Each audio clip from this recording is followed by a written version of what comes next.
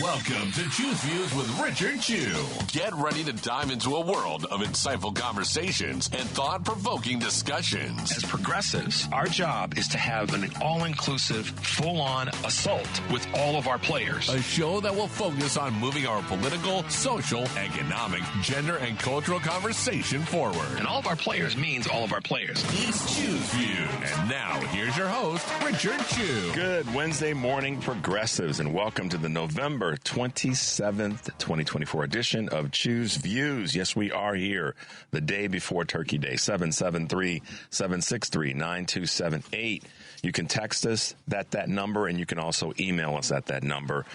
Most definitely catch us on Facebook Live, TuneIn Radio, Twitter stream, iHeartRadio, and then, of course, you can email me at richard@WCPT820.com. Catch all of our shows by subscribing to our WCPT podcast on Apple Podcasts or Spotify. There you can catch Joan Esposito, live, local, and progressive, Deriving at Home with Patty Vasquez, The Big Picture with Edwin Eisendrath, Chicago's Out Chicago Show, the best in the city, and many other shows there, like Choose Views. You can check out our podcasts. We've got 2 of them, full episodes and some of our special interviews. So go there and get our stuff, guys. And then most definitely, yes, hello, camera. Most definitely, guys, check out our Heartland Signal digital platform, because the heartlandsignal.com site is a great place to go. It's where you can find anything and everything on all that we're doing here on WCPT in terms of our specific broadcast, that being Joan, Patty, Edwin, Out Chicago, and, of course, Choose Views. And then share that information with people who you care about. That is our morning mantra, but it means a lot that we let you know that that's a place to go.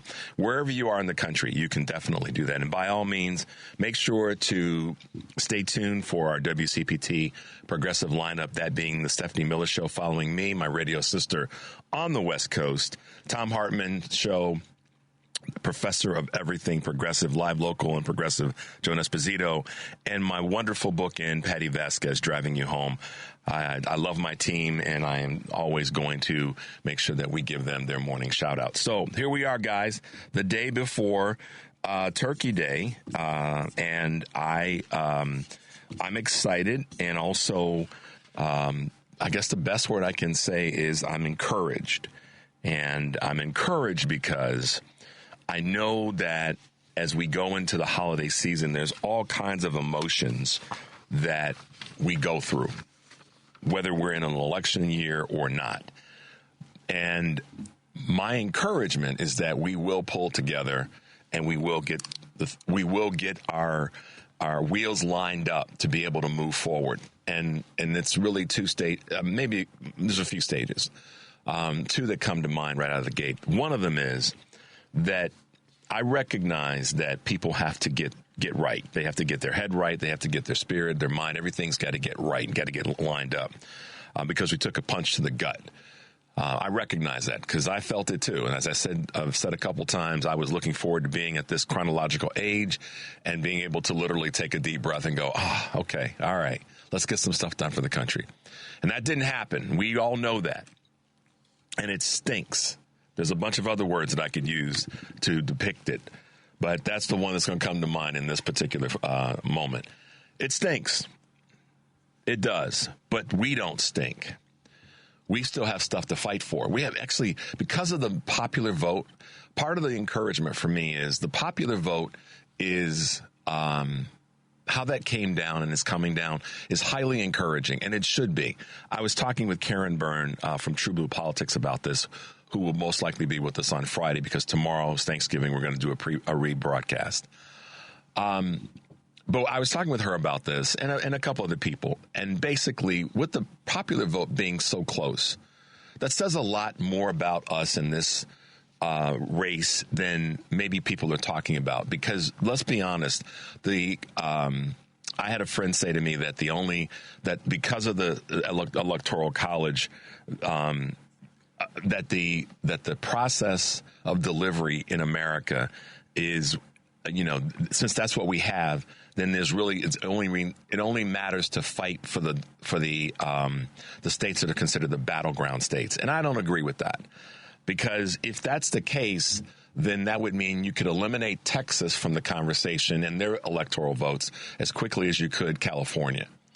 And so to me, that means that you then are discounting people. And I'm not prepared to do that.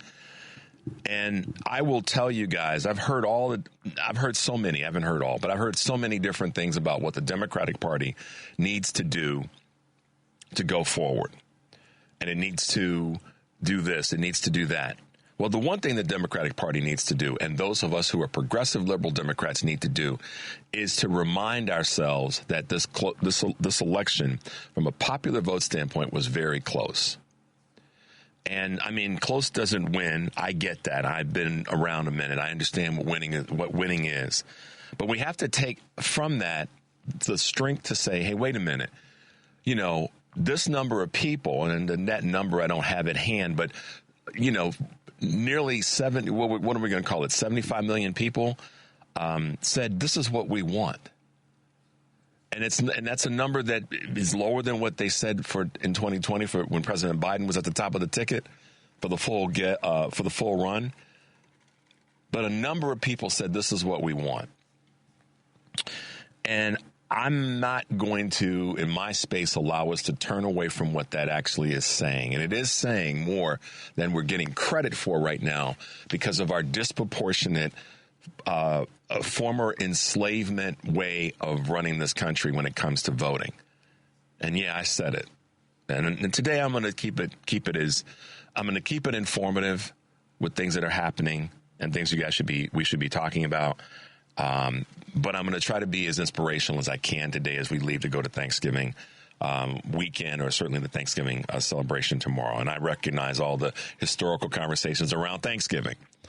But when it comes to our electoral college system, it stinks because it doesn't represent the full strength of the country. Okay? If we were to go off the popular vote, Donald Trump would have never been president. And if even in this particular case, the popular vote, if it is what it is, well, let's just go back to the first statement. He would have never become president, and we wouldn't be having this conversation, and a lot of people's lives would have been preserved. So that's the change that needs to take place. Is the popular vote needs to be the way that we elect our president, and how we elect our. If I have it right, it's the only election in the country. Thanks, Henry. That the popular vote isn't the vote that nominates the person that's running for office. The most amount of people that vote for Brandon Johnson, even when a low turnout, means the most amount of people selected the mayor of the country. The Senate, Ted Cruz got more votes than Colin Allred did, and he was reelected to the Senate. So that's the problem that needs to be fixed. The Democratic Party doesn't need to fix itself. It needs to retool in some areas. And I will say that some of the younger voices need to be a part of the conversation across the board. I will not be blind to that. And more flamethrowers need to be in the conversation. And the people that are in the ears of our leaders, particularly on a national level, need to have some more flame-throwing mentality. What do I mean by flame-throwing? I mean folks that are willing to punch first and punch again. Sometimes you punch first. And if there's anything that I've learned from this election or can chew on, if you will, is that we do need to remind ourselves that it's okay to punch first. It's okay to do that. Now, I'm not talking about going out and punching people in the face. I'm talking about from where we standpoint, it's okay to punch first. And if you guys call in today, hopefully you will. And of course, the number again is 773-763-9278. We want to hear from you. It's okay to punch first. And that's when I talk about the Democratic Party doesn't need to be fixed. Our electoral college system needs to be fixed. It does. It's antiquated. It's enslavement based at its core. Any historian can, ultimately, any historian will work their way around, whether they're on the right or the left or in the middle, to see that that's the origin of it. And that's the biggest problem in our electing a president, is that our electoral college system it sucks. It just does. Okay. So to that end, we need to fix that as a nation. And I know that the steps to be taken to fix that require changing a whole bunch of stuff. But when it comes to this, our country's kind of lazy. Our country's kind of lazy because we want to continue. And the numbers showed it in this election, that the country wants to see white, straight Christian males in power. And even if they're corrupt, that's what the country wants to see. That's where it just does. And if you don't acknowledge that, then you're fooling yourselves. And that's the reason that we have what we have. It is the reason, guys. It's the primary reason. We could talk about the labor. My man Rick Smith, that's his piece. We could talk about labor all day long. We could talk about, any of the other issues. We could throw anything at this conversation that you want to in terms of the other items. But at the end of the day, this country proved that it wants to be led by straight white males. And I don't even go as far as saying Christian males, but it wants to be led by straight white, domineering, egomaniacal, I'm in charge men, white men. It does. And there's nothing wrong with saying that. The problem is the country's afraid to say that, because then it means it's got to fix its history. Why do you think they want to get rid of books and all the other things? And the people that jump on board, in many cases, those that want to stay close to the patriarchy, that's what they want to see. Because at the end of the day, there's a part of them that they recognize isn't that strong and capable in the first place. So before we go down the path of the Democratic Party needs to fix all this, yes, there's some retooling that needs to happen, granted. But a wholesale overhaul of the Democratic Party is not what's required. Because when darn near 50%, it's a 50-50 split. Pretty much. 1.5% is a really small percentage of the national voting population. Okay? That's not an overhaul. That's a retooling of the party. I will say that. But when it comes to the real issue on a national level, we have a disproportionate amount of people. We have a small amount of people that have disproportionate power. And that statement can be overlaid on a lot of things. So that being said, going to try to keep it on the rails today. We're going to take a quick break. When we come back, we'll hit you with some Choose Views news. And then we'll talk about some other things. We got some clips for you. We got two great guests today. My man Kurt Mullet will be with us at 7 o'clock. And then we have Illinois State Senator Lakesia Collins calling in at 7:30. So let's take a quick break. 773-763-9278. We'll be right back.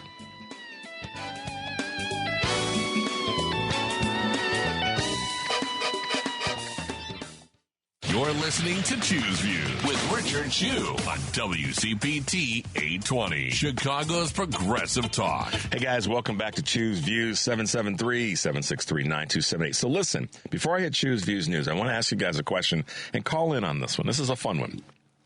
What's your favorite food and or your favorite experience? And do you have a favorite thing to watch on Thanksgiving Day?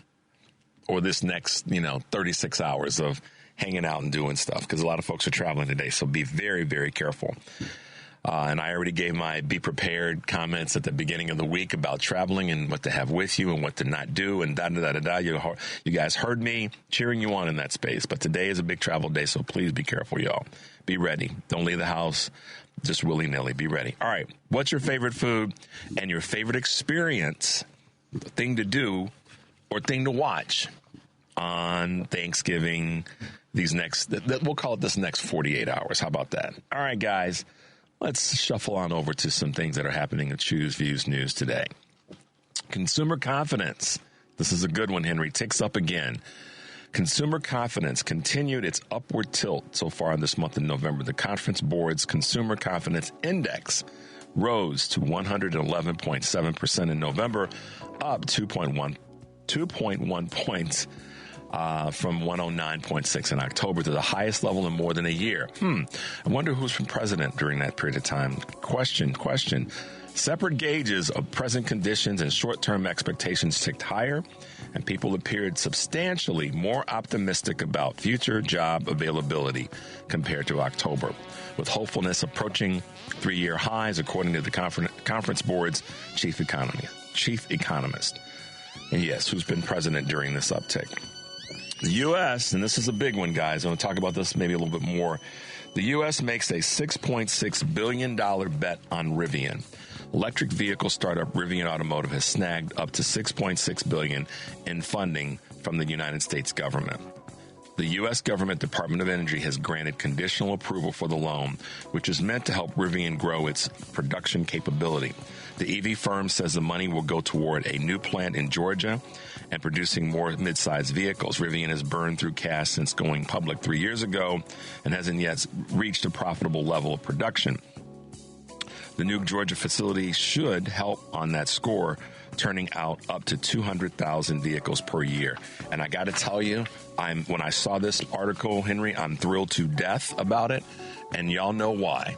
Because I want to see there be another EV vehicle company push hard against Tesla, more specifically Elon Musk and Tesla. So I'll leave it there. Disney settles a gender pay gap suit. Walt Disney is set to pay $43.3 million to settle a 2019 lawsuit that accused it of paying its female employees in California $150 million less than their equivalent male counterparts over 8 years. As part of the settlement, Disney will retain a labor economist for 3 years to assess pay equity among its full-time non-union employees in the state and address those other differences. If the petition is granted to approve the settlement, thousands of women who have worked for Disney will also receive compensation for the disparity. In a statement, Disney defended its pay and said it was pleased to see the case end. Sure you are. Subway chief executive is to step down. In the latest changing of the guard at a restaurant, Subway has announced that CEO John Chidsey, its first CEO outside of the founding family, will retire at the end of this year from the world's biggest sandwich chain. Now, I didn't know that. Wow, all right. He will be replaced on an interim basis by Kerry Walsh, president of the company's Europe, Middle East, and Africa operations. Chidsey, who has led Subway since 2019 and helped sell it to Roark Capital last year for $9 billion, will continue to negotiate its expansion deals on a consulting basis. There you go. All right, one last thing. What we got here for you guys? Walmart.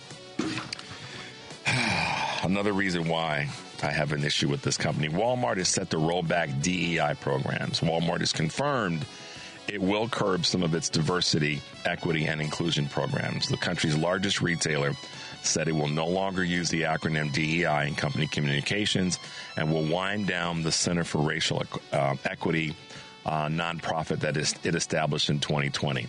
Walmart also said it will no longer require racial equity training for staff and will no longer participate in the annual Human Rights Campaign rankings. The company follows Ford, Lowe's, Boeing, Harley-Davidson, in scaling back corporate diversity initiatives following pressure from activist groups. That's disappointing, but it means that we have to be the ones to raise the standard. We have to push companies. Listen, just because companies like Walmart are punking out and others are, doesn't mean that we don't get to push. Keep your voices loud and strong and proud in that space. And that includes all communities.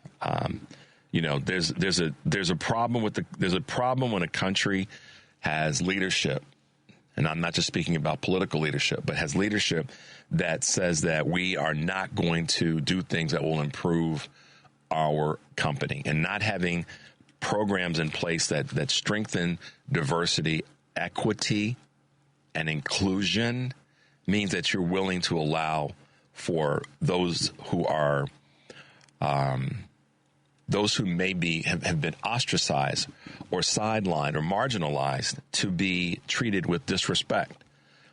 And I'll put this into the vein of Thanksgiving and what we're thankful for, and a nation that wants to kind of call itself a Christian nation. At the end of the day, you're lying to yourselves, because listen, I'm not.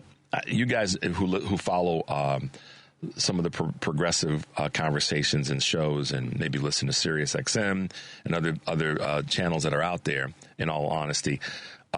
There's a gentleman, his name is John Fugelsang. You may have heard of him if you listen to Stephanie Miller's show. And John is a pretty adept dude when it comes to what's in the Bible, if you will, as many people are across the board, whether they're in the progressive conversation or not. I'm pretty steeped in knowledge when it comes to what's in the Bible and Christianity. And then I broaden it to my experience, which is faith and spirituality. There's nothing that I can tell you from my years of understanding the Bible and understanding faith and understanding spirituality that speaks anything positive about mistreating other folks. That has nothing to do with anything in any faith that's of a faith that's about building and growing and going forward. So if you have leadership in politics and business and in other venues that don't want to treat people with respect and understand the broad diversity of the world and the importance of everyone on the planet having equity and everyone on the planet being included, then the problem is you. The problem is not the people who are searching and striving for that. The problem is you. And so as we go into Thanksgiving, the one thing that people should be thankful for is the blessings that they've had by just being able to move forward in their lives. And there's a lot of people who haven't been able to experience that on a regular basis. But what I can tell you is a guy who is selfish and been convicted and mistreats people and finds a way to continue to cause harm to folks, indirectly and directly, isn't someone that is a leader of all people, maybe of his cult, but not one that's reaching out in a broad-based way to so many people to have them be included. And so that's the problem that a lot of people have. That's a thing that a lot of people have to grapple with. Okay. And so I tie that to what I say is so incredibly important about holding all of our leaders accountable. And that's why these programs mean something. When you have a company that has decided that they're going to move away from programs that strengthen the community that they're responsible to, you should question how you spend your money with those businesses. And so I just made a comment about Tesla. Rivian being able to fight harder and better, but with the support of the government. Hell, if our government could do it for Tesla, we can do it for another company. And if it's Rivian, I'm all for it, because I do want to see Tesla have to be a little bit more responsible. I do want to see Tesla be challenged. I do want to see another vehicle that people can have a choice with that's on that level, on and on and on. I want that to happen. And I will say that I had that thought prior to Musk buying X and all the things that he's done in terms of the last year and a half with that process. I had that feeling a few years ago. And so I'm glad to see that this is happening. And I'm going to, get as best I can behind the message and pushing that kind of opportunity is out there for other businesses. So I'll keep it there, and you guys can take from that which you please. But we're going to take a quick break. When we come back, we'll grab some calls, and we'll keep it moving forward on this, what we call it, Thanksgiving Eve. How about that? All right. 773-763-9278. We'll be right back.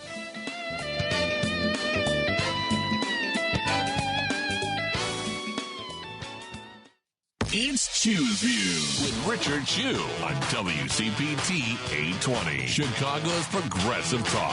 Hey guys, welcome back to Choose Views, 773-763-9278. Let's grab a quick call from Michael here in Chicago. Hey Michael, good morning. Welcome to Choose Views. Thank you very much. I like to say this. I deeply believe in vaccinations. Now, this is very simple, but it's going to be an issue in the next couple of months. I believe vaccinations in the past have saved millions of lives. Now, we can get right now in November, December, January, we can get vaccination shots free, and they're easily accessible. But I'm deeply worried that starting in January 15th, when Trump and his buddy John Kennedy takes over, they are going to reduce or restrict the availability of vaccination shots, because Trump is an anti-vaxxer, and John F. Kennedy, he's really an anti-vaxxer. Well, Michael, I gotta correct one thing, was that it's Bobby Kennedy Jr. It's not John Kennedy. It's RFK. It's RFK, not JFK Jr. We got to get that right. Excuse me. I don't disagree with what you're saying, but we want to make sure we tag the right person with it. So, right. Yeah, you're right about that in the context of vaccines being. I mean, listen, there are people who have less of a voice than RFK does that had an issue and have an issue with vaccines. So that's something that is you could be talking to a family member that's against vaccines. The point is, on a national level, we know the science, the data and the science back up that vaccines have their place. And there are millions upon millions of people across the globe that, were it not for vaccinations, would have died or lived a horrible life. So yes, we have to we have to use some sense sometimes in this process. And I think that that's what a lot of people have forgotten to do, and they've put it in the hands of God, that God's going to fix the issue. And particularly people do that oftentimes when it comes to medical issues. But the reality is, if one, as I've said so many times, believes in God or has a faith-based part of their life, then you got to put you have to put some reality to the fact that we are given purview over the decisions that we make. And science is part of the betterment of our society. So I'm with you. Yeah.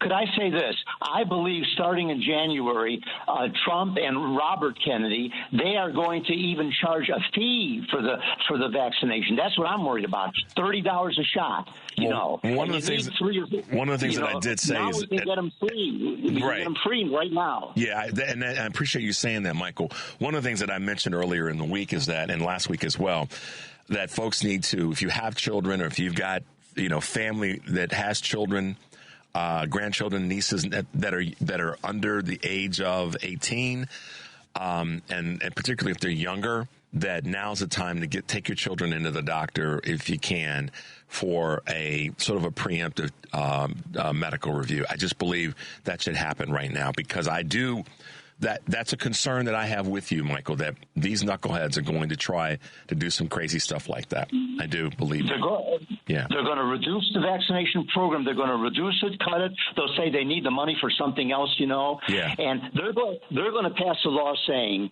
that, and this law will get some moderate support, that the federal government is going to wipe out the fact that states and local cities could force their employees to get the vaccination shot. In the last pandemic, some states, Illinois and cities, Chicago, required their workers to get a shot or they'd be fired, and that forced them to get the shot. They're going to wipe that out, and we're going to have a lot of sick state workers and sick city workers who have not taken their shot, wandering around the city, infecting themselves and infecting other people. That's what they can do, and that's going to make the next pandemic even worse, whether it's monkeypox or bird flu or polio. These are on possibilities next year. Yeah. So I'm telling people to get their free shots now while it's available. It's a wonderful thing. I got my shots, 3 of them. Yeah, no, I believe me, I've got it on my dartboard as well, so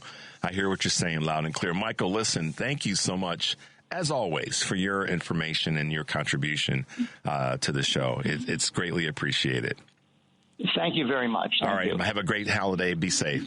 I mean, he makes a good point, guys. If you've got children, I say preemptively take them in for a medical review before the beginning of the year, if you can do that. As much as we're running around shopping and doing whatnot for holidays, and that's important, take a beat and go, you know what, if I can get my child in for a quick review, let me do that now. I really am a strong advocate.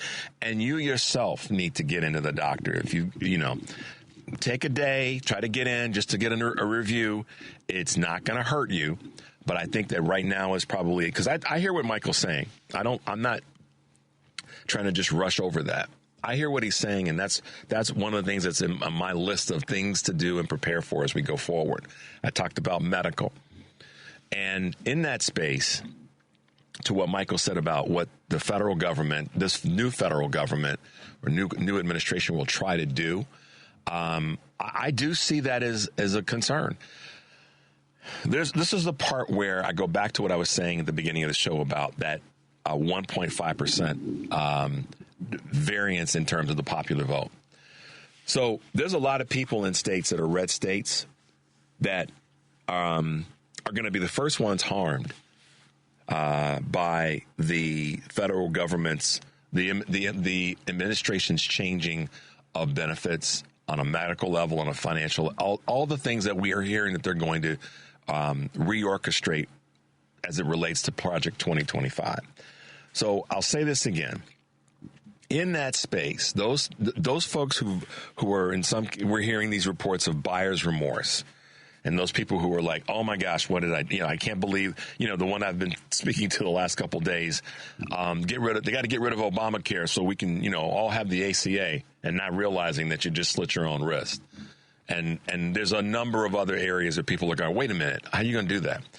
And medical is a big one, because we have to be mindful of what the federal government will try to do. Now, that's why I'm so positive about what our governors in blue states are doing and assembling this arsenal of attorneys and others to push back.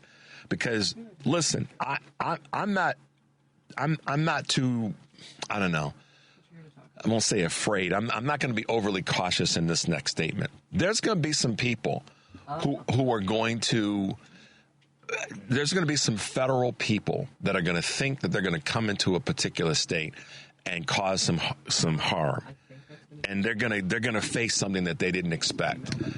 I can tell you are not going to come into the state of Illinois or into the city of Chicago or Cook County and tell the politicians here from a federal level what to do. Meaning the state, local folks what to do. You're not going to do that in California. You're not going to do it in New York. I just newsflash. There's that threat. There's always the threat. There's always the big boy threat and bravado that we're going to, like the guy that's going to be the head of the HHS, whatever his name is, that wants to come in. He said, step out of the way. We're going to come and get. Listen, that's going to create something that from an optic standpoint will be a problem for America to deal with. So I don't see that kind of those kinds of events rather happening at large. I think they might try to test the waters, but then they're going to get shut down. Now, backing up a little bit to what Michael said about vaccines and other medical protocols. The part that stinks about this is that if people start to die or have serious medical issues because the federal government, i.e. the administration, starts to try to implement or force things to happen on a state level, then we're going to see how many people really believe in the country. And that's a reality. I'm not going to shy away from it. It has to be said. Red states, listen, y'all, those people who are in red states that voted for this garbage, you're about to see how being stupid and willfully ignorant and biased is going to bite you in the behind. Because there will be court cases if the federal government says we're not going to do X for the blue states, but we're going to do Y for the red states. There'll be large, massive court cases if that happens. That's just the way our system is going to will not have to work, but will work. So red states are going to be ones that are going to get the big news flash. And I talked about this the other day, and I wanted to bring to you a couple of things that I just love to see as it relates to this conversation around tariffs. 3 pieces that I want to cover with you before we go to break, and then we'll grab some calls before when we come back from the break. Mexico has decided to say, oh, no, Donald Trump, I dare you. So Mexico suggests it would impose its own tariffs to retaliate against Trump tariffs. One tariff, quote, would be followed by another in response, and so on until we put at risk common businesses, i.e., that came from the Mexican president, Claudia Sheinbaum. She made it clear in a long letter, and a comedian that I follow on social media basically read it with a lot of fun profanity. But the President Claudia Sheinbaum suggested Tuesday that Mexico could retaliate with tariffs of its own after U.S. President-elect Donald Trump threatened to impose 25% import duties on Mexican goods if the country doesn't stop the flow of drugs and migrants across the border. First of all, that's not okay. She said she's willing to engage in talks on the issues, but said drugs were the U.S. problem, just like guns crossing the border into Mexico are a U.S. problem because they don't manufacture to the level of we manufacture the guns that go to Mexico that cause the carnage. Newsflash, red state knuckleheads. Okay? Just FYI. Continuing on with that. Farmers are begging Trump to spare farmers from mass deportation. I wonder why. Farmers. According to Reuters, U.S. farm groups want Trump to spare their workers all from deportation. Many of the farm states, what color are they, Henry? I believe they're red. Huh. That's crazy. The 2 biggest ones, one's red, one's blue, Florida, in terms of, Florida and California. True. But by and large, the quote middle of America, the what do we want to call it, the breadbasket of America, the middle America, the rural strength of America, the good old Americans, you all messed up because now these same farmers are begging Trump to not deport to spare their farm workers. Okay, one more. Here come the higher prices, and this is a credit to media busters. Donald Trump and his proposed tariffs on Canada, Mexico, in his first day of office, the data has backed it up, will add an additional 10% and will add an additional 10% tariff and above the current levels on products imported from China. I thought we were trying to get along with China. I thought we were trying to work with China, but you're going to impose. Listen, these knuckleheads, and I'm talking about the ones that voted for this garbage because they wanted to lie to themselves to say it was about the economy. They need to go back to school and understand what this will mean to them. So, got through that, Henry, without cursing. 773 763 9278. We will be right back. We'll grab your calls on the backside of this break.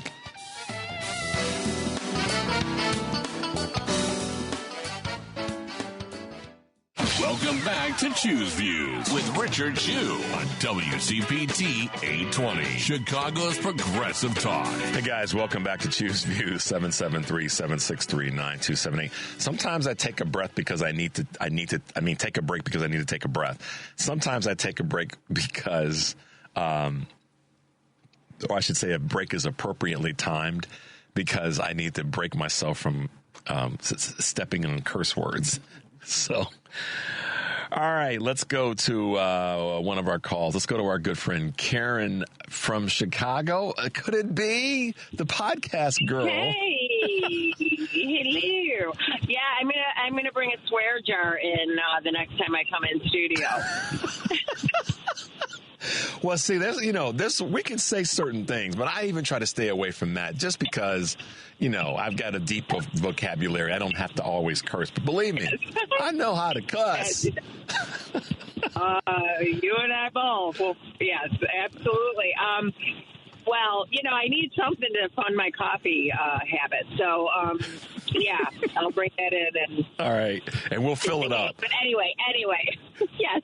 Anyway, what I want to say, too, and I'm sorry if you touched on this already, but the construction industry in Texas is freaking out because something like 70% of their labor force is made up of undocumented and Latino workers. So they're not having a real good response to all of this either. And but we need to be very clear, Richard, when we say economic insecurity or these people voted because of, quote unquote, the economy, even though they weren't apparently, they slept through the class where economists, experts, said that our recovery, post-pandemic recovery, was largely because of immigrant workers. Mm-hmm. So, yes, there's that little nugget. But, yeah, so it's about black and brown people and trans people. That's why they voted for him. And then just the willfully ignorant decided to stay home or do a third-party vote because they apparently don't understand the Electoral College. But that's, I guess that's all in the past now. But anyway, so I just wanted to inject that into the conversation about what these people are, F around and find out stage. Anyway, but I wanted... Go ahead. No, go ahead.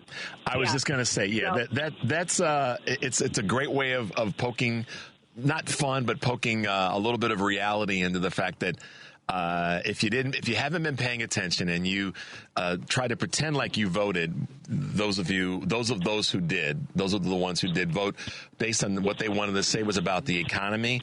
I mean, we have to repeat this every single day. The one thing that we don't get to let go of is saying, okay, well, we think they finally heard us now. You didn't vote on the economy. You voted on culture. You voted on. Listen, my four legs of the stool: racism, sexism, misogyny, and Christian nationalism. Those are the tops of the categories, and people tried to hoodwink us into thinking they were voting on the economy. They really weren't. They were afraid of people who were going to be able to do better than them, and those people didn't look like them. So they said it's about the economy, but no, it's because I don't want them to do better than I'm doing in my current state. Right. In Vanity Fair, I saw an article yesterday saying that the Democrats need to do better about talking about the culture wars. That's a bunch of... Okay. I mean, yeah. That's a bunch of BS because, listen, to say that we need to do better. Hold on a second. We keep coming back to this because they want to help us. They want to try to get us to look away from the fact that whether we need to do better about talking about the culture wars or middle America and breadbasket and, diner talk folks, at the end of the day, half of the country said, I'm going to vote for a convicted felon, adjudicated rapist, dude that stole documents and lied and was the head of an effort to overthrow our government. You can kiss my behind about you voted on talk about the culture wars, Vanity Fair. No, why didn't you all do a full magazine on those four things that we know Donald Trump was brought to trial on? So get out of my face about that garbage, Vanity Fair. Right, and then and don't forget, the people that don't want men in the bathrooms, right? Are you kidding me? Like Donald Trump going into a Teen USA pageant and ogling young girls and talking about their bodies, or telling a 10-year-old girl that I'll see you in 10 years.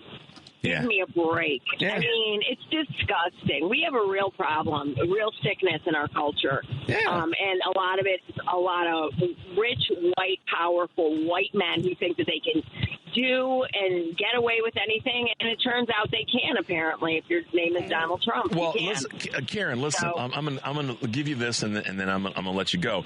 Kareem Abdul-Jabbar, the former NBA great and Hall of Famer and my GOAT in terms of the greatest basketball player of all time, has a great Substack account and great articles that he posts. And one of them, he just talked about this. It's called Sexual Predators Are Taking Over the U.S. and Christian Nationalists Are Taking Over Schools.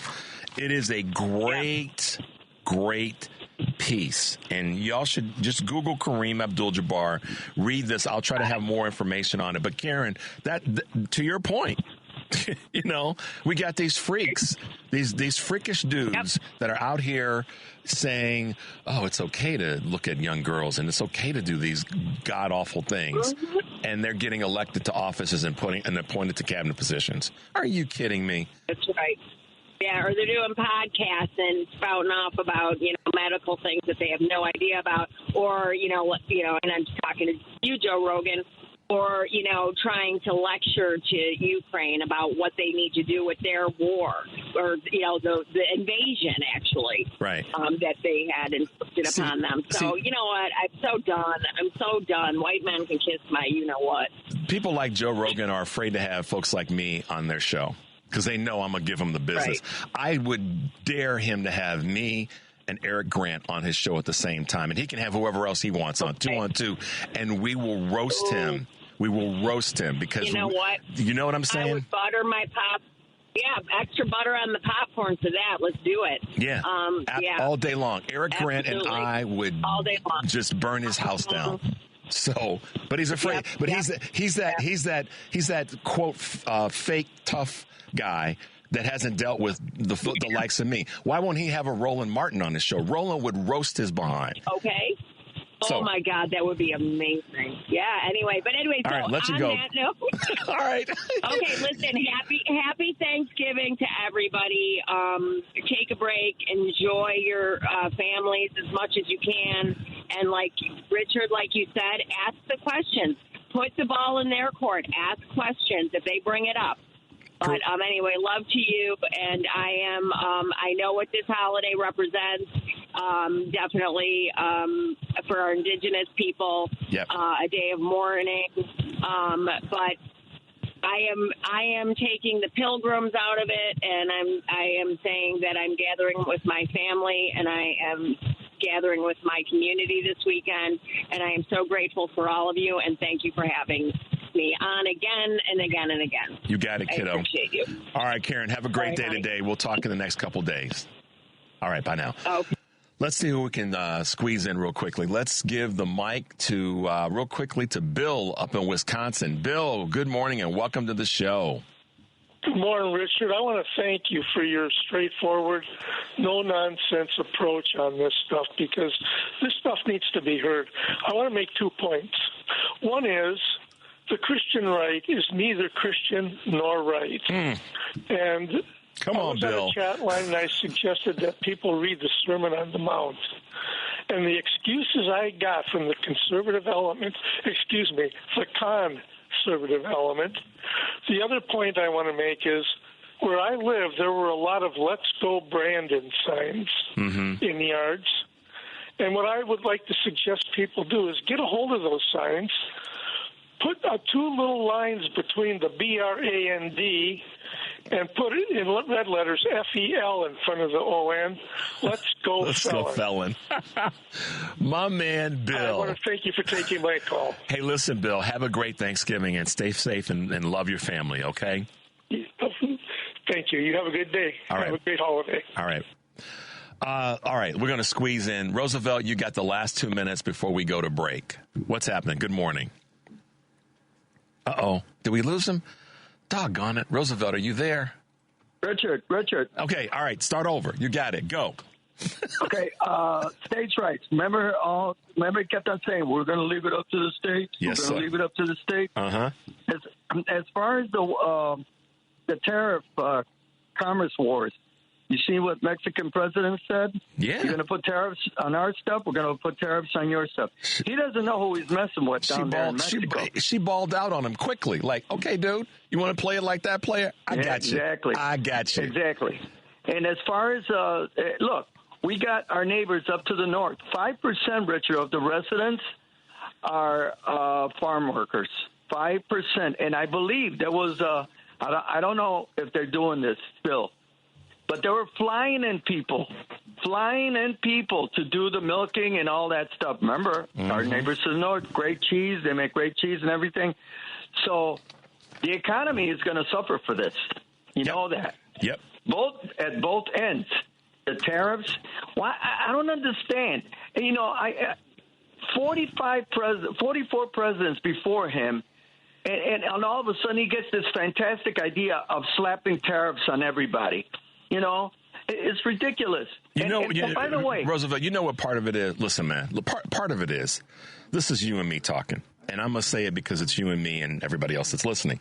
Part of it is that he knew that people would be impressed that this quote unquote, strong man, white dude would say, I'm going to do this. I'm going to do that. I'm going to build a wall. I'm going to slap these people down, because there is a certain amount of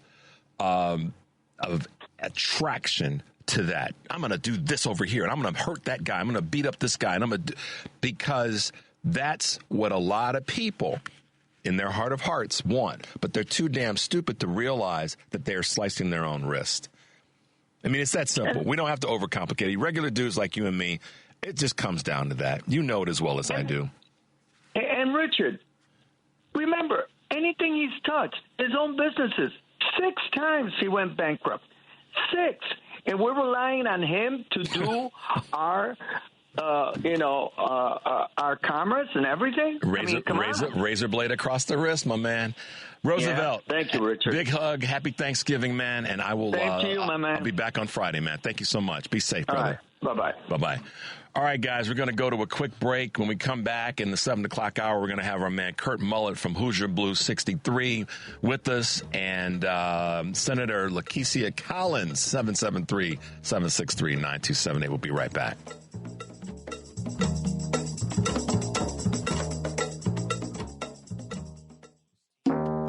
Welcome back to Chew's Views with Richard Chew on WCPT 820 AM, where facts matter. Take it away, Richard. Hey, guys, welcome back to Chew's Views, 773-763-9278. Good to be back with you guys in the second hour of the show today. I'm going to take a quick call. My man Kurt Mullet is on hold with us right now. We'll get to him shortly. But as a reminder, make sure you guys make your way over to Heartland Signal and catch all of our good stuff that's there.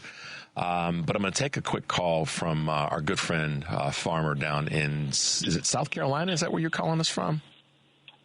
Norfolk, Virginia. As soon as I said it, I went, no. Norfolk, Virginia. Norfolk,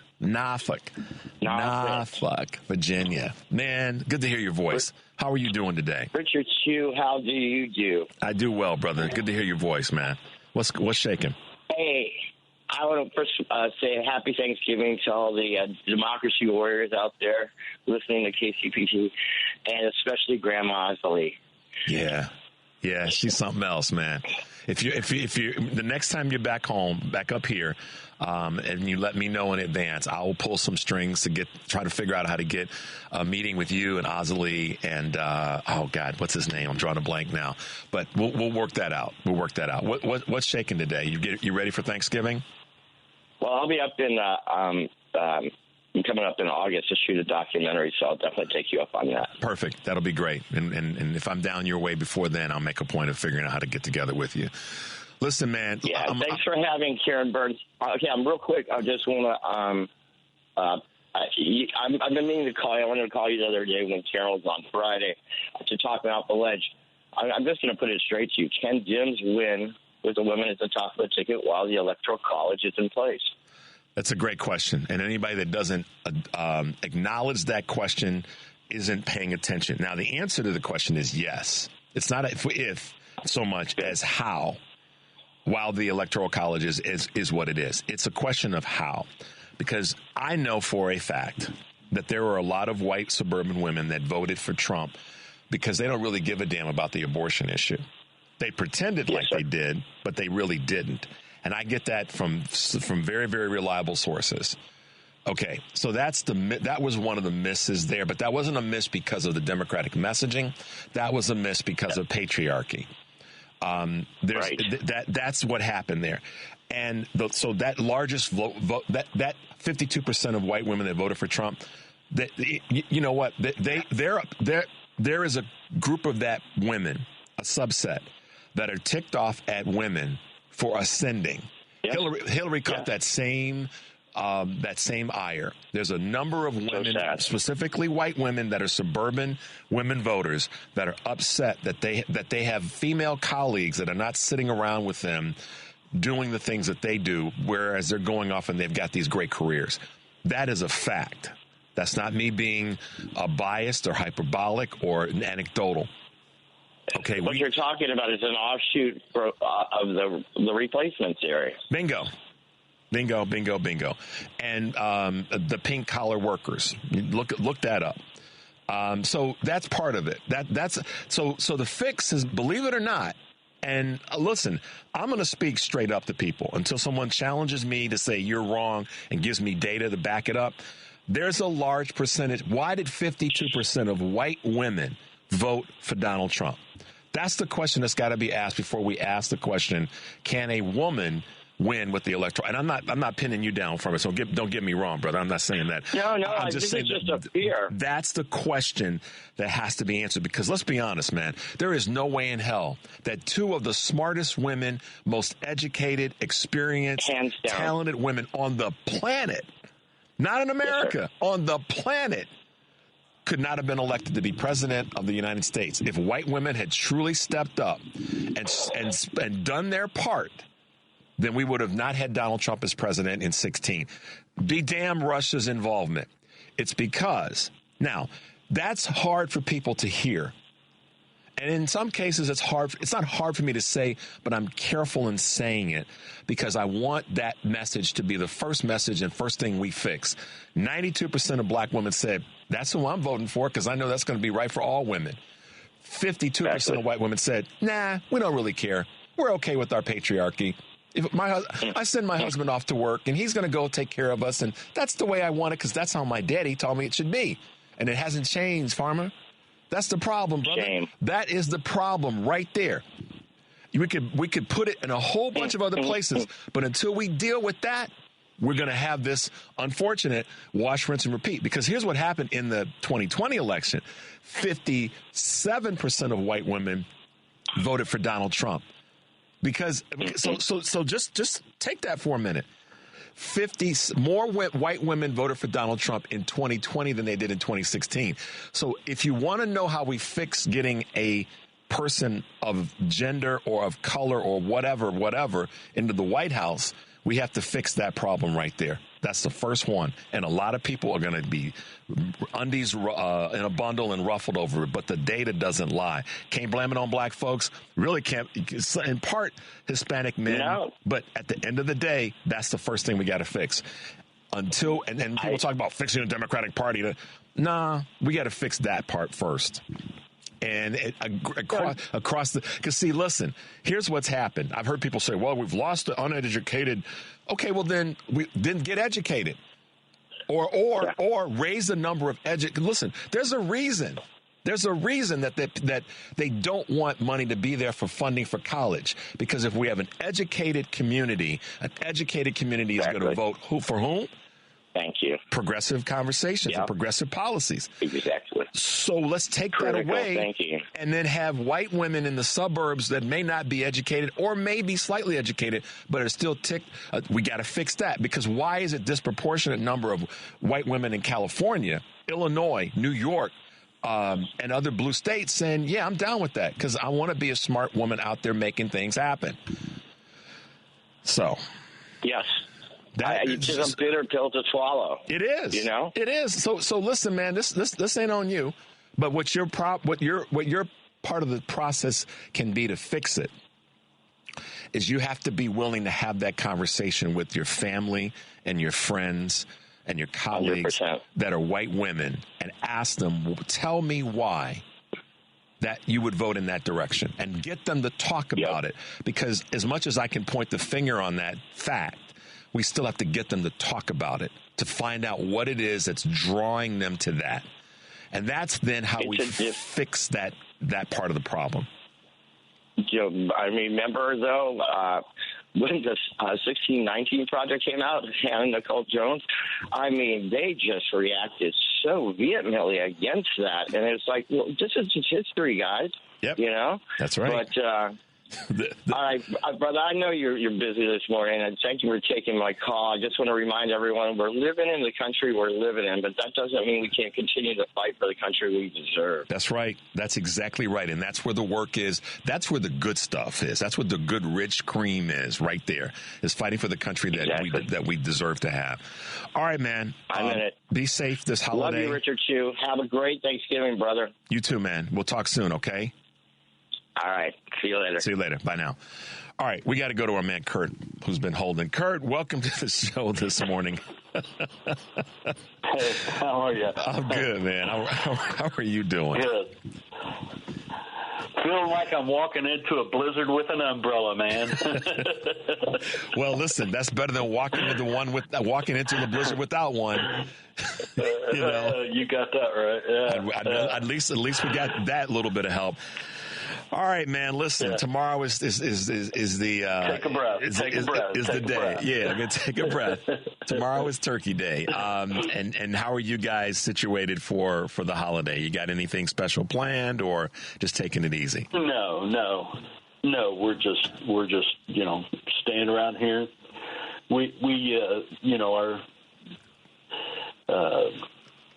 Our situation is, our daughter's in Oklahoma. Our parents are all gone. We don't really have any siblings that are close. So, and it's just a day that we're just going to, spend together and appreciate each other and enjoy our little mutts and there you go. Have some good food and just think about. Are you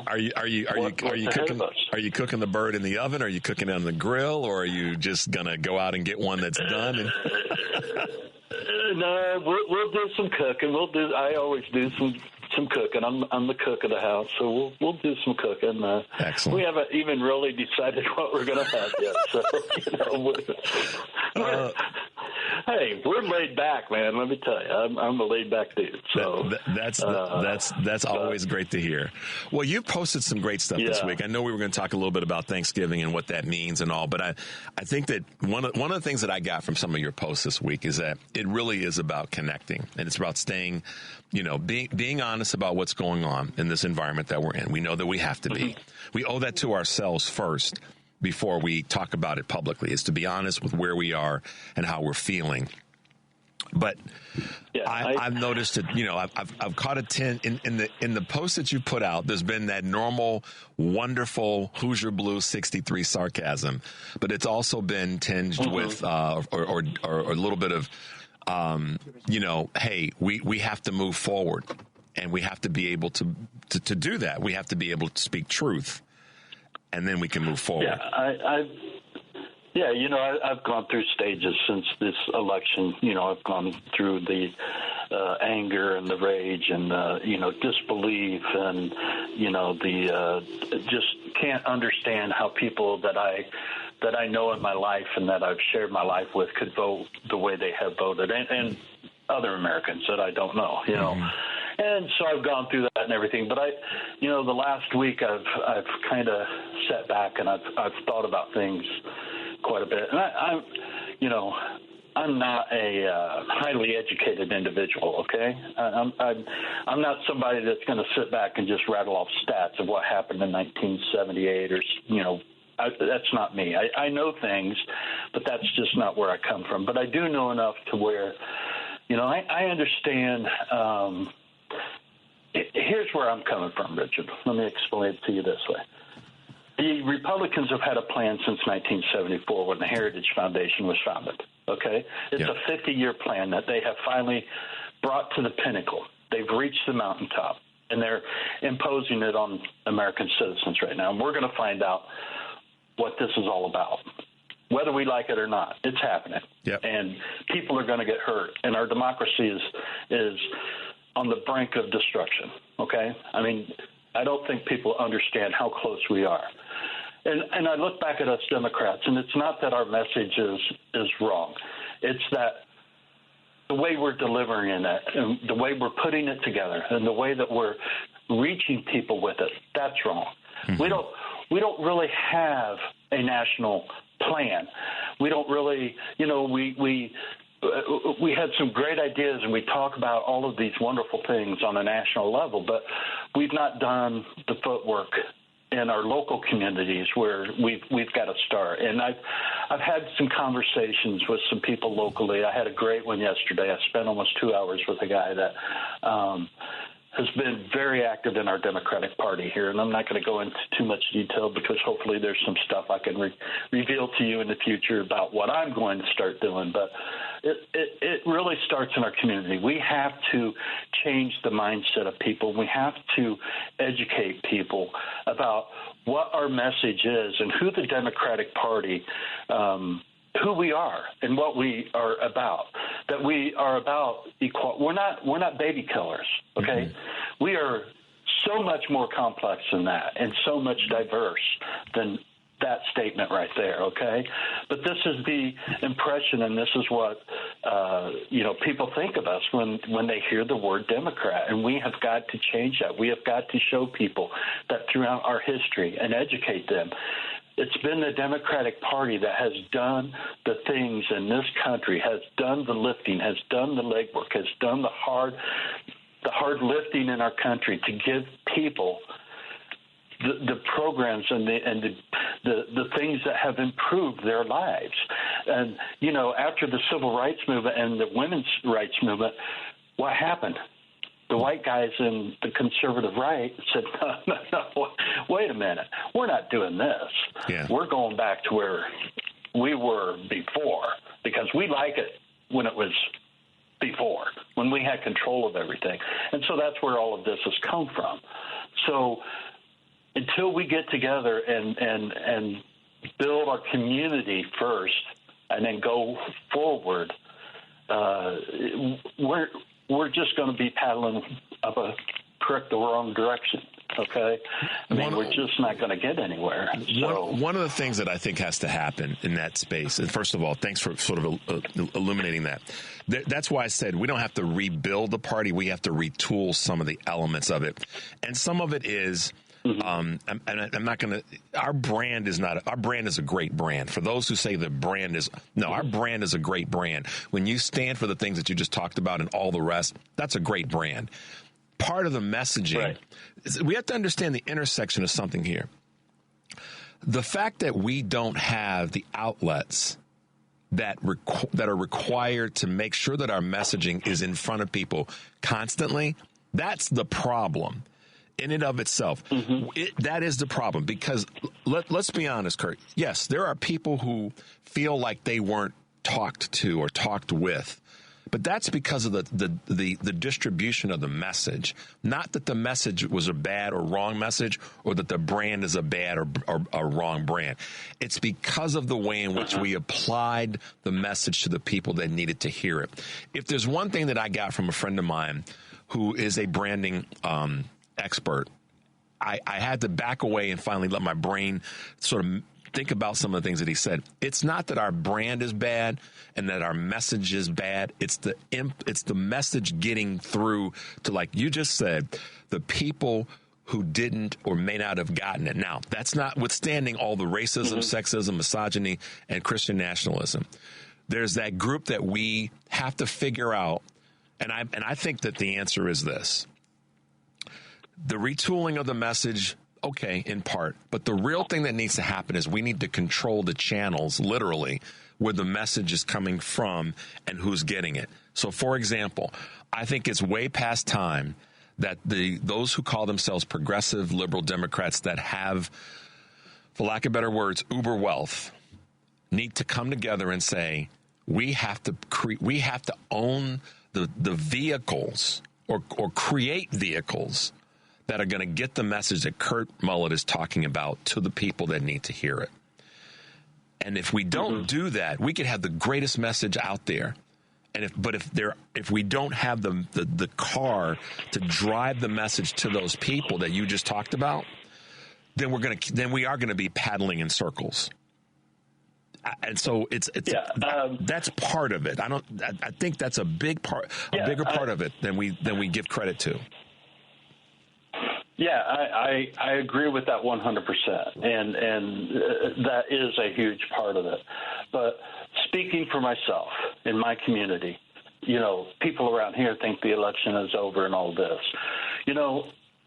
I'm setting myself up to, in hopefully a couple weeks, and I'm not running for office. Okay, let me get that straight. Okay. But my voice is going to start to be heard in my community, starting very soon. I'm campaigning right now for the next election cycle. Yep. Okay, and around here, it's not going to be until another 4 years, but that's what I'm campaigning for. People around here are going to get sick of hearing my voice and hearing my name and seeing they are. Because I'm not going to give up on this. I feel I have a responsibility in my community now, and I've never felt this before. But after talking to a few people, I understand a little bit about, and I'm not trying to pat myself on the back, but I understand that I do have a little bit of a voice in what a lot of people do. I'm not afraid to stand up and speak my mind. Never have been. Okay.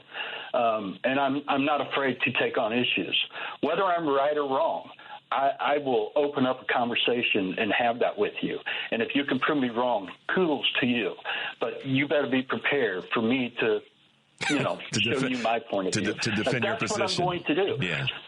Well, I'm going to build on my community and our party here and get the message out here. And, it starts here, and this is where it's going to start. And hopefully it's going to take us time. This is not – Democrats have a problem when the election's over. We all sit back and go, whew, and then we wait until a year before the elections, and then we say, okay, here we go. We got to get our message out and start talking to people. That's not how it's got to be done. They had 50-year plan. They've had 50 years of a plan that they put together.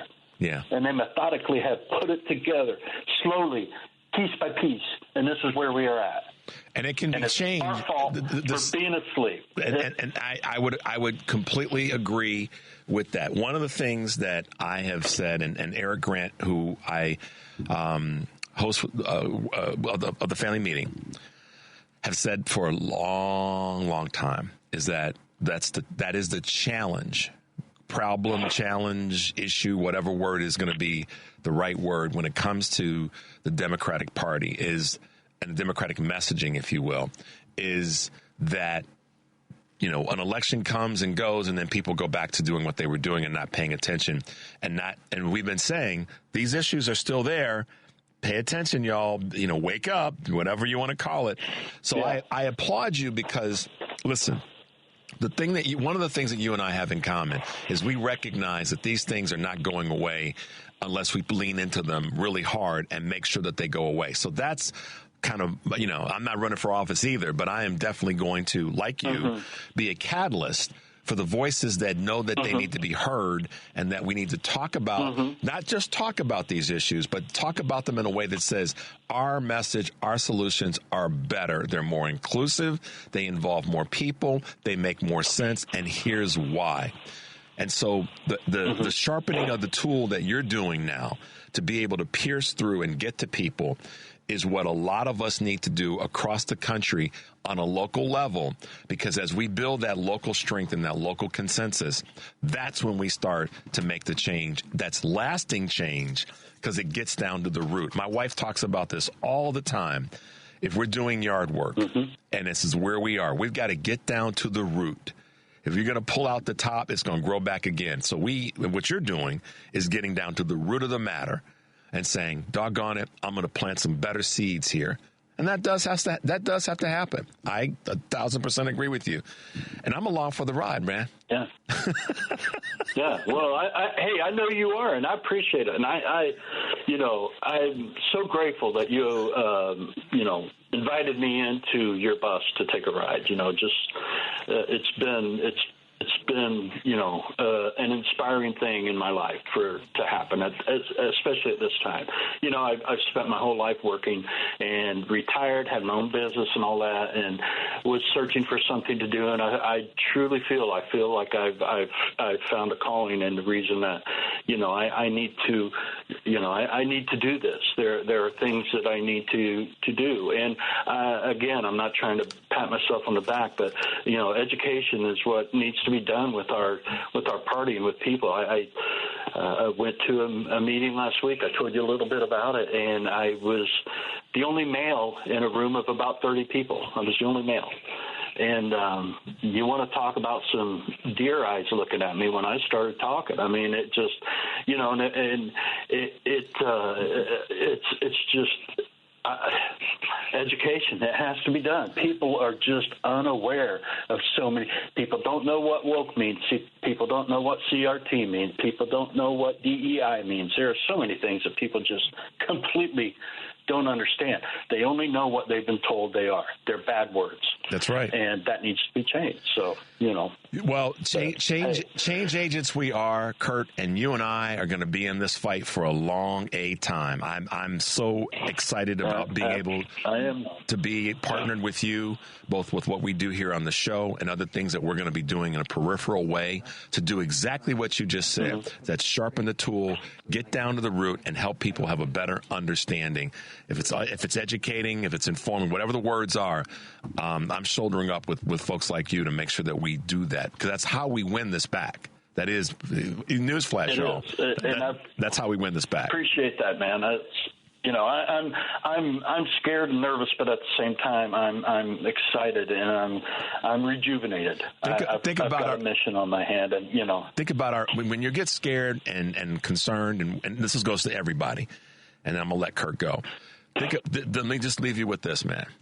When you have that past in front of you about those fears or those concerns about where we're headed and what's coming, think about our ancestors, our collective ancestors, right? And we've talked about this in private. Yeah. Think about our ancestors and what they had to stand up for and stand up to. And we have the same opportunity, if not responsibility, to their legacy to stand up to the things that are going to come at us. But by doing it together, we get this done. So one more thing, and I know I got to go. Lincoln created Thanksgiving, or made it a national holiday, and I've always been a fan of Abraham Lincoln's. Okay, here's a little back though about the Civil War, because I do consider myself also to be a little bit of a Civil War historian. The black soldier was paid $13 or was paid $10 a month, and the white soldier was paid $13 a month. But the black soldier also was charged $3 on a clothing allowance. So the black soldier was only paid $7 compared to $13 by the white soldier. So this country has been this way forever. See, it hasn't changed, huh?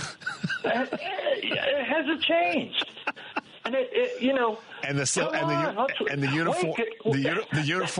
uniform was probably torn and tattered anyhow. It was still light blue on the bottom and dark blue on the top, brother. It wasn't any different. Yeah, I know, man. I know. Listen, Kurt. Things got to change, man. Kurt, listen, man. It's the time.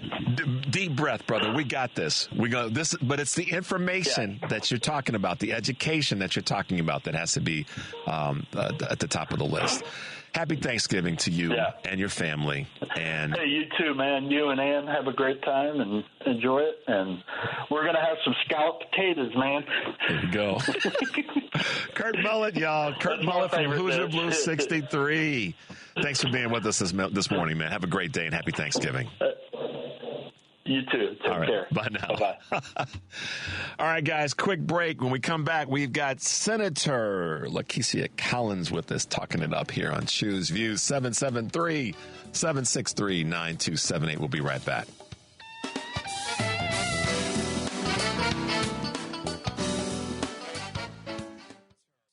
You're listening to Choose Views with Richard Chew on WCPT 820, Chicago's Progressive Talk. Hey, guys, welcome back to Choose Views, this final half hour before we go to Thanksgiving break.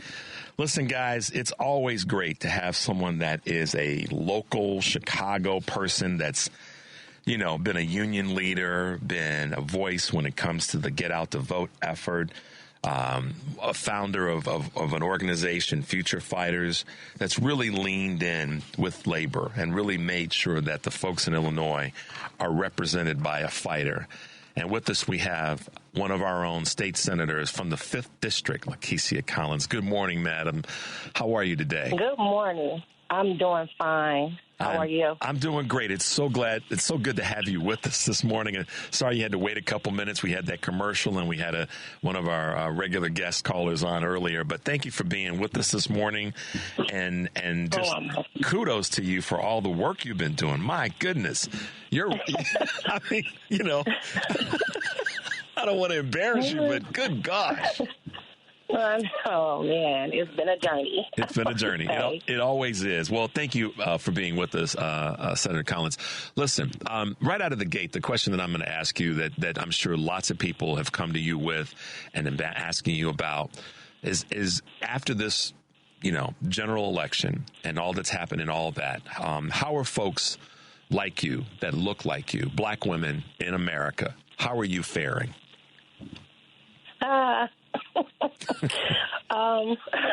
Oh my gosh, I know you probably hear that laugh a lot. I would say that, you know, it was silence, you know, like at the dinner table when, you know, there's this, you know, conversation that everybody wants to have, but then they don't have it because they don't want to offend anybody. So everybody gets silent and look at each other. Yeah. That's kind of how it is right now.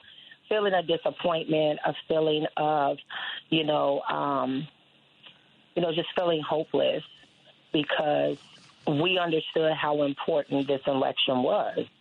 And I think we did everything in our power to bring in our other sisters, and the results were kind of the same. It's right now I think there's healing there, spaces for healing. Mm-hmm. I think folks are starting to talk a little bit more about it. I know in my circles we are. But, yeah, it was a moment of silence. Yeah, it's a punch to the gut, yeah. I mean, in many ways. Yes.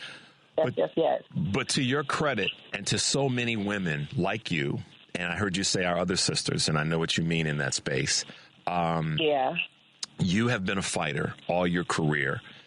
And just take a moment and kind of tell folks about your ascent and why you decided to get into public service and what it's meant to you, and just to help our listeners and viewers understand that. So, I mean, I started at a time where I was really, really diving deep into the labor movement and learning different skills of organizing by traveling to different states, because I come from SEIU Healthcare, mm-hmm. which is a healthcare union. So we cover child care, home care, nursing home, and hospitals. And I'm from the nursing home division. But I was able to learn from all of these different sectors and how we all align with each other. And so as a nursing home worker, I needed child care.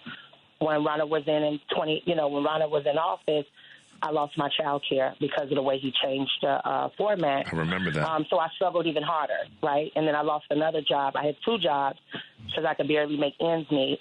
So I had to let another job go, which means I struggled even more.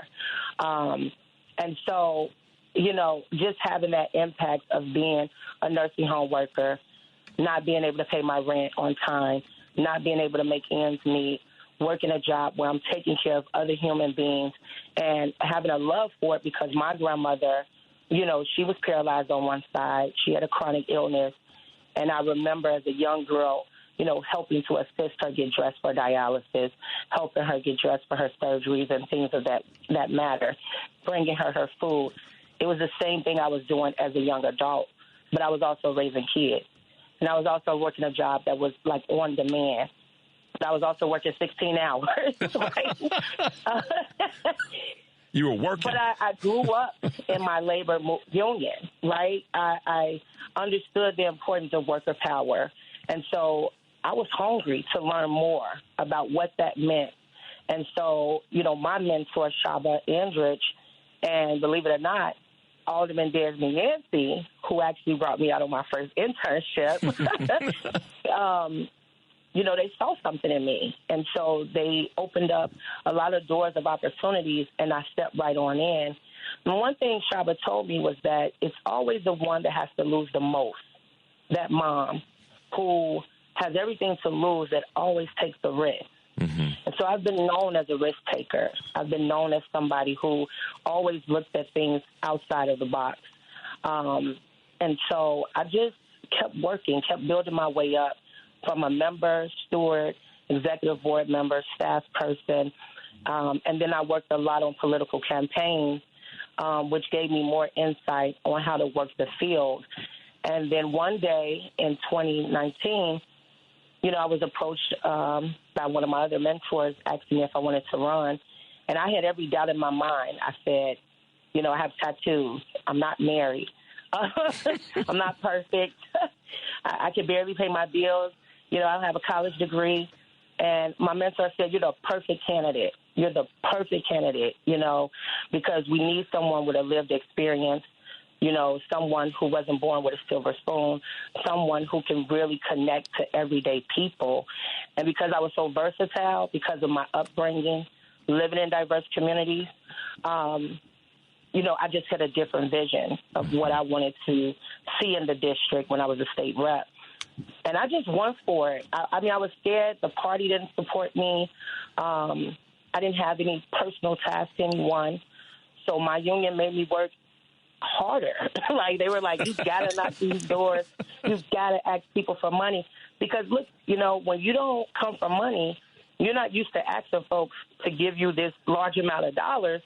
It's intimidating. Yeah. And so there were times where I was on the phone and I was just asking for $100 here or $50 there.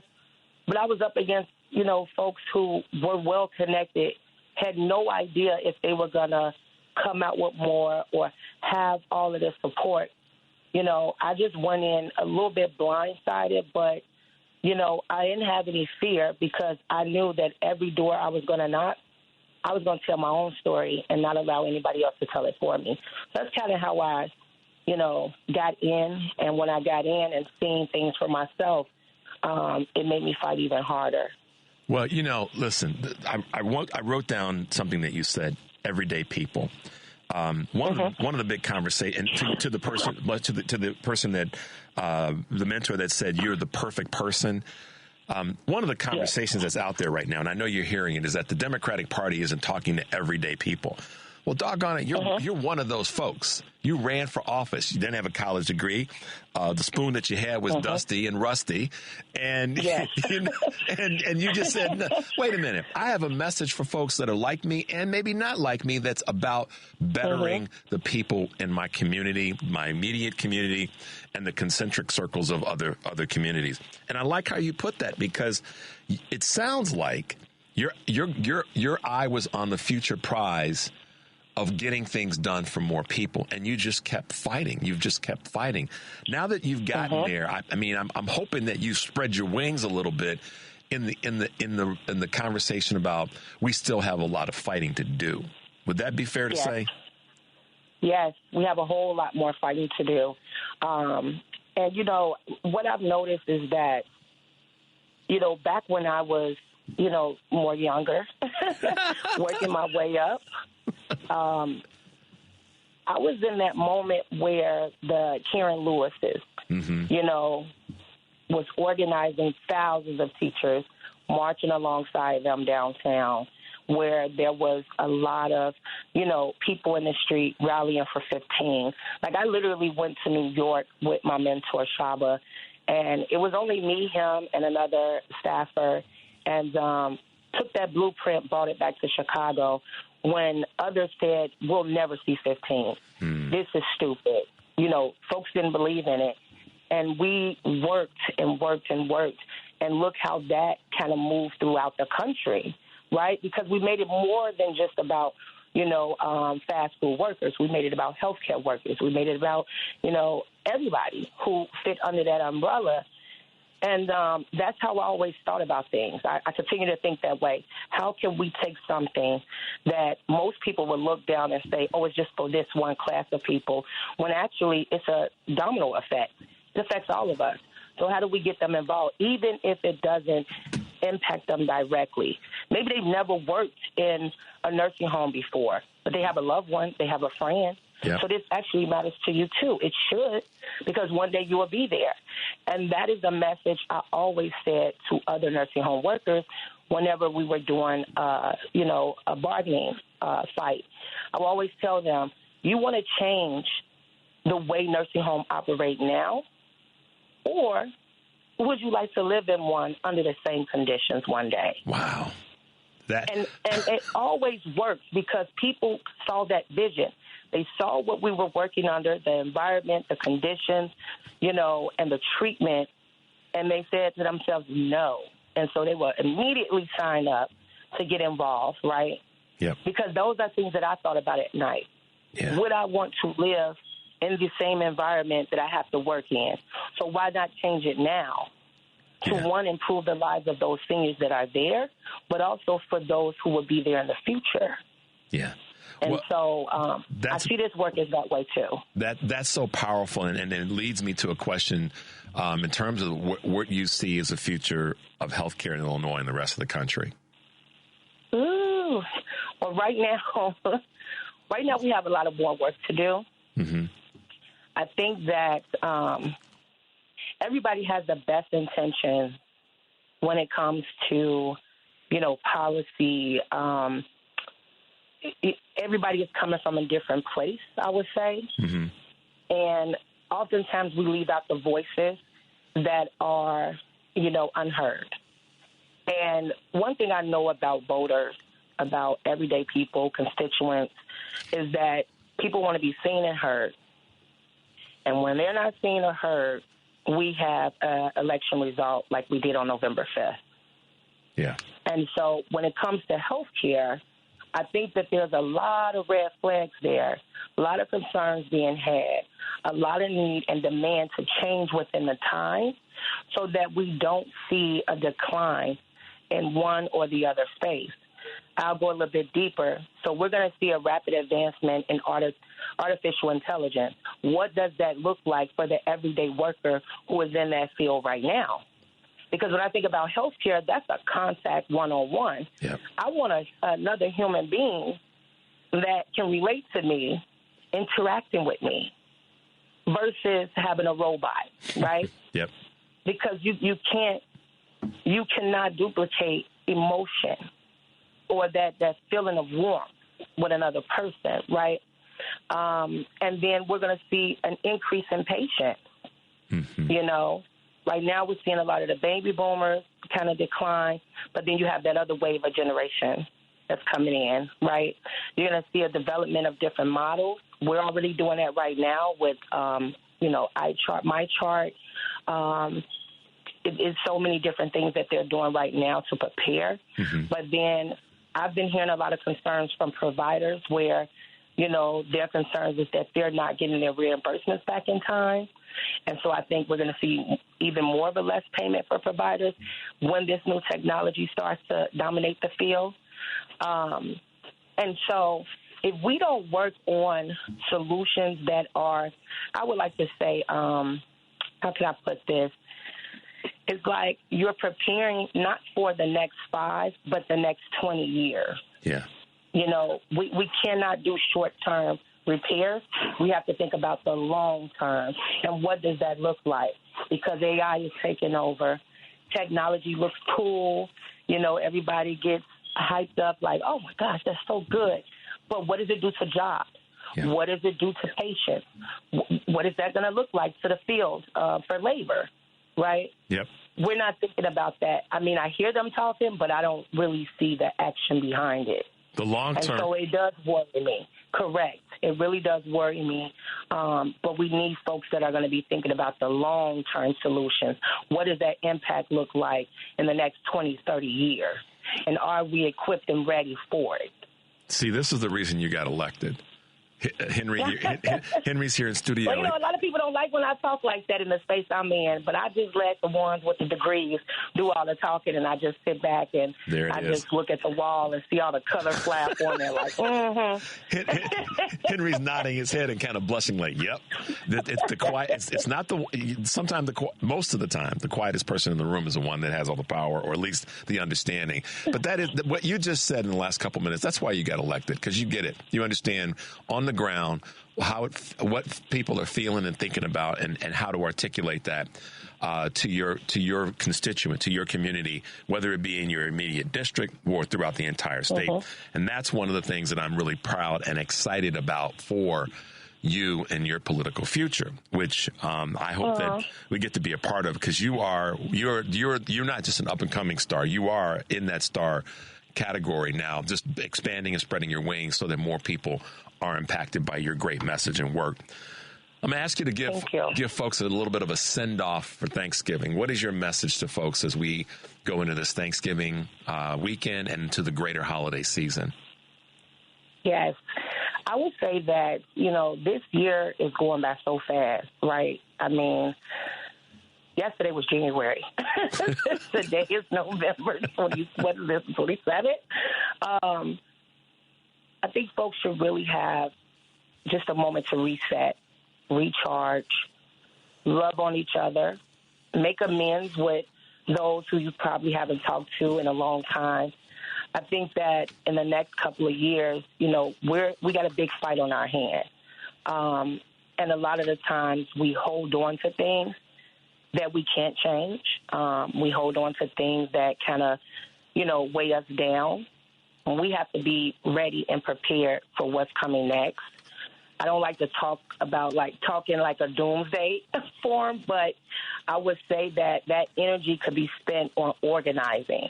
We have to get back to the basics, the door-to-door, those real one-on-one conversations. But right now for the holidays, sit at the table, talk to your loved ones, make more memories, and love on each other. But make amends. Because I think family is so important, especially those who are in these spaces, whether they're elected, organizers, community organizers, or providers. However, we all are connected in some way, shape, or form. And right now, we just need a moment of peace. Yeah. We just got to take it down a little bit, reset, and just get ready for the real battle that's coming. Yeah. And that's what I'm looking to do tomorrow with my family. I'm looking to really, just make more memories at this point, make amends with some who I probably haven't talked to in years. Yeah. Because life is too short, but the real fight is ahead of us. And we're going to need everybody to pull in. We're going to need everybody to one of my promos is all players means all players, and that is particularly important now. So I've been following you for a minute, and I'm a fan. I'm glad we were able to finally get you on the show, and we will have you back, Senator Collins. And I'm proud to be able to call you Senator Collins, and I'm even more proud of just your energy and your insight and your vision. And you're not an old head. You're a medium head at best. But you've done great work, and I look forward to having you back on the show in the future. And I wish you and your family a great Thanksgiving and holiday season. And I like what you said about making memories and good vibe with folks. Recharge and get ready for the fight that's coming. So I'll be here I'll be here with you. That's for doggone sure. So thank you, Senator Collins, for being with us this morning, and I appreciate all your hard work. All right. Thank you. You too. Happy holidays. Happy holidays. All right. Bye now. There you go, guys. Senator Lakesia Collins, man. Right, Henry? Did she bring it? I mean, absolutely. No, that was enthralling. I was just glued to the speaker. I'm just like, wow. Yeah, I know. Me too. I was like, okay, Richard, just shut up and listen. So kudos to her for what she had to say and how she had to say it and what she's been doing. I'm always thankful that the timing of when we have certain things happen with this show just kind of works out sometimes. And having her on was something we've been working toward. And, I've kind of followed what she's been doing, and having her be able to give a good send off about, what folks should be trying to do with all the hell that I bring to you guys about being ready. it's nice to have that voice there to help keep us mindful of the fact that we are coming up on this holiday season, and it's going to be a challenge. But like she said, get recharged, get ready so that when we come back, we're ready to deal with what we got to deal with in this upcoming 2025. I've got 2 clips I've been holding to play today as we wrap up today's show, and one of them is one that you. Well, I don't want to tip my hand too much on this. The actor Sterling K. Brown talks about this from a really interesting perspective, and hopefully we cleaned up the couple bits of profanity that are in there. They weren't too intense, were they? Okay, then we should be good. So. 2 quick clips we'll play as we wrap up today's show. Let's go to the one from Sterling K. Brown. Then you go on become one of the biggest actors in the world. I'm doing all right. Is it you talking about struggling actor?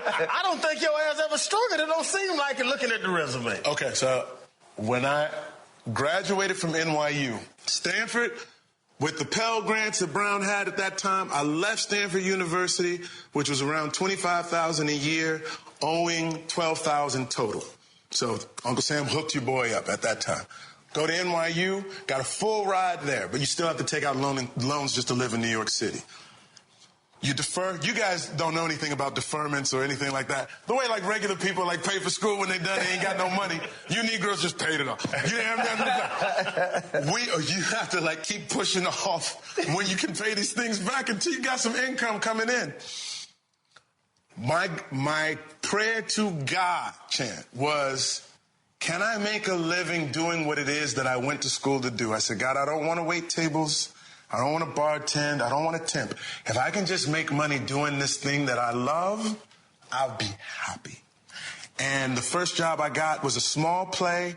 I didn't have any lines. It was just movement or what have you, making $300 a week. I was living in Harlem, 125th and 5th Avenue. I had a 4-story walk-up. It was a shared bathroom for the hall, not a bathroom for the apartment, a bathroom for the hall, a furnished room with a hot plate and a window. I had my little green fan that rotated like this on your boy. Summer of 2001 in New York City, right before 9/11, hot as could be. I would lay down on top of the sheets, gentlemen, in my birthday suit. Not because I'm sexy, because I was hot as hell. I would get up off the bed and there'd be a perfect sweat imprint of my body on top. The water pressure at the top floor of the building was so bad because it just got worse the higher up you went. It felt like a little trickle. I had to move my body around to get this little trickle so I could wash myself off, okay? This room cost your boy $85 a week. And I was making $300 a week. I told my manager, who's still my manager at this time right now, she goes, well, hopefully it'll go up from there. I was like, 300? I'm clearing 215? You can't tell me nothing, son. I was so happy that I didn't have to do anything else to pay the bills. Right. You go to the Chinese shop, you get a lunch special. That lunch special can last you from lunch to dinner. You know what I'm saying? Like, you figure it out. At no time did I feel poor. Was I below the poverty line? Absolutely. But all my needs were met. But I was never complaining about anything. Like, I have been incredibly blessed. And that's what I wanted to try to leave you guys with as we go into this holiday weekend. As crazy as things have been with this election, and as challenging as they've been for so many of us, and as Senator Collins said, they will be even more so, and we have to be ready for that. Please, please, please, y'all, recognize the blessings that you have, that we have, and one of the biggest blessings we have is each other. Okay, and I don't want to oversimplify that, but one of the biggest blessings that we have is each other. And do not let anybody, period, take that away from you. That the blessing that we have to be able to work with each other and love each other and care for each other is very powerful. So lean into that, embrace it, and share it with those that you care about and some that you don't even know. And with that, I'll say happy Thanksgiving, take a deep breath, and make your life count. We'll see you on Friday.